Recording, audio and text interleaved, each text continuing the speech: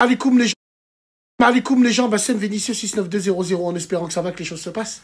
Je reviens vite fait sur l'affaire Candace Owen. De quoi je me mêle, sale gueuse? Est-ce que c'est ton pays? Pourquoi tu parles pas de Michelle Obama? Pourquoi tu parles pas du Pizzagate? De tous ces démocrates qui ramenaient des enfants à la Maison Blanche? Non, bon, allez, tu veux parler de Brigitte ou de Jean-Michel comme vous l'appelez ou comme vous voulez? Nous, Français, ça va changer quoi à notre quotidien? Tu sais, les gens qui n'ont pas de vie. Oh, scandale d'État, mensonge d'État. Mais il y a toujours eu des mensonges d'État. Le dernier en date, c'est François Mitterrand avec l'affaire Mazarine. Une fille qu'il avait cachée, qu'il a eue avec une maîtresse. On va dire que des secrets d'État, il y en a toujours eu et qui ressemblaient suivant à leur époque. Là, on a eu une fille cachée de François Mitterrand. Bah, l'époque, elle fait qu'aujourd'hui, on est dans le woke. Et ben, on a un scandale qui est un rapport par rapport à l'époque. Je sais pas si tu vois ce que je veux dire. Oui, l'époque aujourd'hui, on sait plus si... Donc, qu'est-ce que ça va changer à nos quotidiens? Mensonge d'État, ça veut dire qu'elle est première dame de France, donc elle perçoit une rente qui est censée être pour la première dame de France, ainsi de suite, oui. Dans le protocole, je suis tout à fait d'accord avec vous.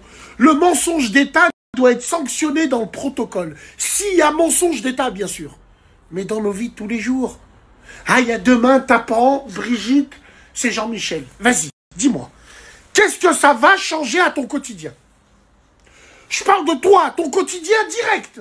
Ton quotidien de tous les jours. La machine à café, le travail, le si. Ça va changer quoi? Voilà. Donc les ricains, il vaut mieux qu'ils balayent devant leur porte, moi j'ai envie de dire. Et moi je pense que, c'est mon avis personnel, hein, je pense que c'est une montagne qui va accoucher d'une souris. Tout simplement. Les ricains, c'est des biatchs et ben à clic. Ah ouais, ils adorent le show, ils adorent les scandales, ils adorent ça. Mais ils adorent surtout parler des autres. Et surtout pas parler d'eux. Donc voilà, tout simplement. Donc moi, c'est une question que je me pose, s'il vous plaît. Essayez de répondre, hein, si vous voulez répondre. Je publierai vos réponses. Qu'est-ce que ça va changer à ton quotidien si demain, Brigitte est un homme? Allez, explique-moi. Ça va changer quoi? Tu vas recevoir une rente? Ils vont te rembourser?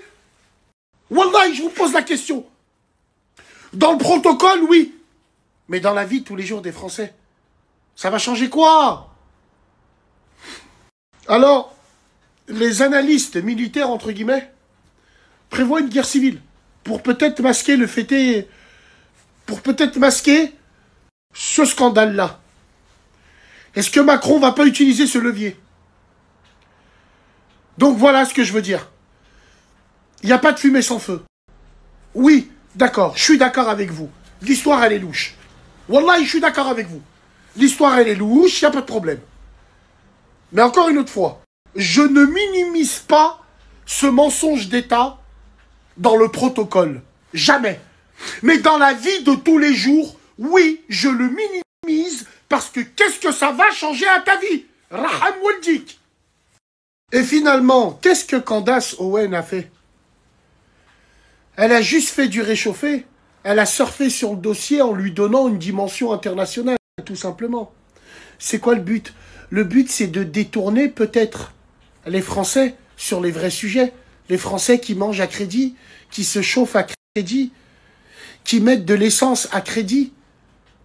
Il faut enlever le téléphone aux Français pour qu'ils se mobilisent pour des vrais sujets.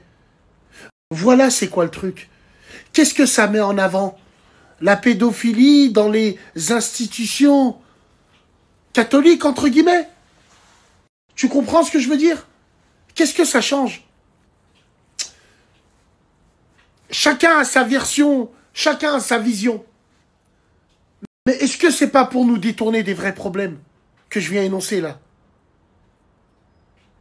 À voir. Chacun réagit comme il veut. Moi, c'est ma vision des choses et ça m'engage que moi.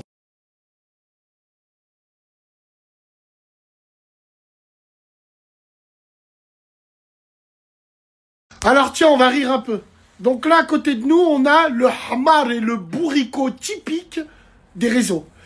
Comment ça va changer quoi ta vie? T'as vu l'éducation scolaire? Dans quelle direction elle va? On est gouverné par des gens comme ça. Qu'est-ce que t'as? Tu pompes Jean-Mimi? C'est vraiment bizarre, voilà. Ça, c'est la team des l'air. Les merdes et les khras des réseaux qui n'ont pas de cervelle.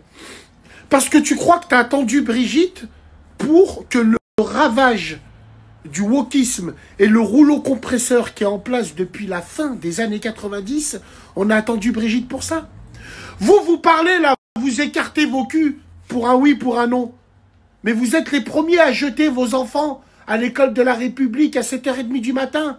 Ils commencent à 8h, à 7h30, vous les jetez déjà.